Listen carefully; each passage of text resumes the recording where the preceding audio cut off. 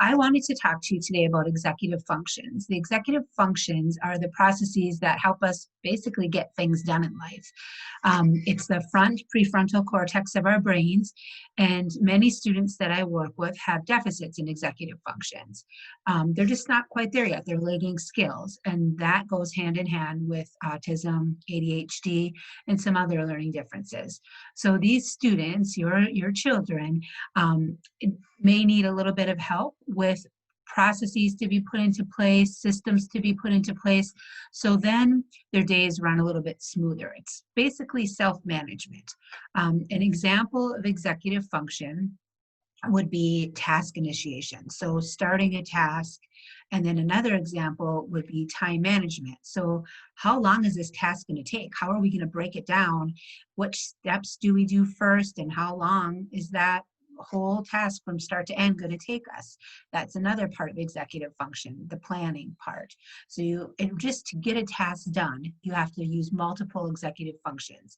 You have to plan, use time management and organization, and then you have to initiate the task. So if a student has big lagging skills in executive functions, you may see them looking at you like a deer in headlights when it comes time to start a task, because they honestly don't know.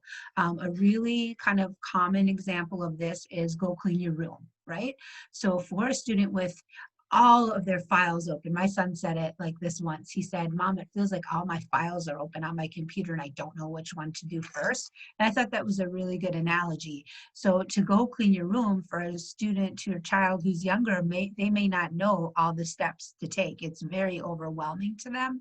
So a helpful hint is to maybe sit down with them and label things in their room, or make a map of their room where things will go, with different steps involved, so they don't have a task anymore that's daunting and just kind of gray. Instead, they have a black and white list of the steps that it takes to clean their room.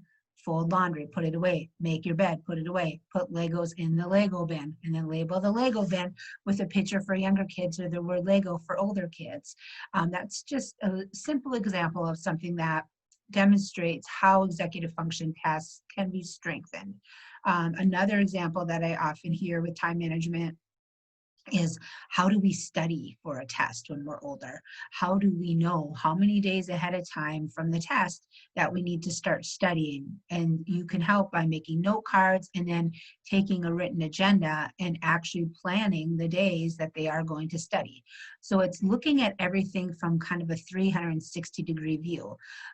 First, I suggest getting some answers. There's lots of ways to find out what executive functions your student or your child is a little bit lagging in. One way is to have the school evaluate.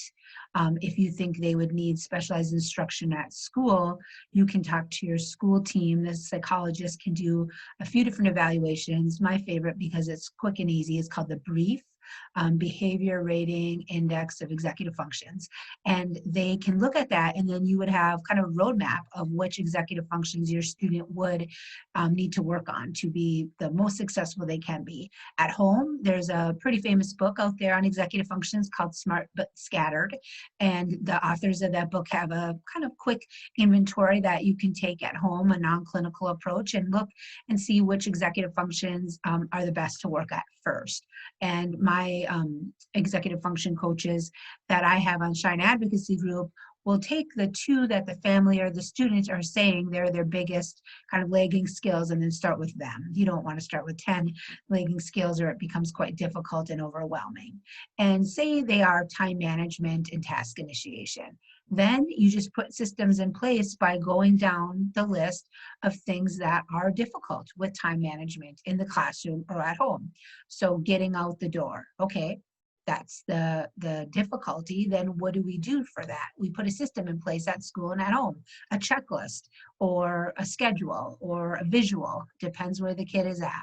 And then task initiation, getting started with a task. There could be goals on an IEP for task initiation, and students can also be taught how to break down a task into chunks that are more reasonable. Like, break down a task is a very common accommodation at school.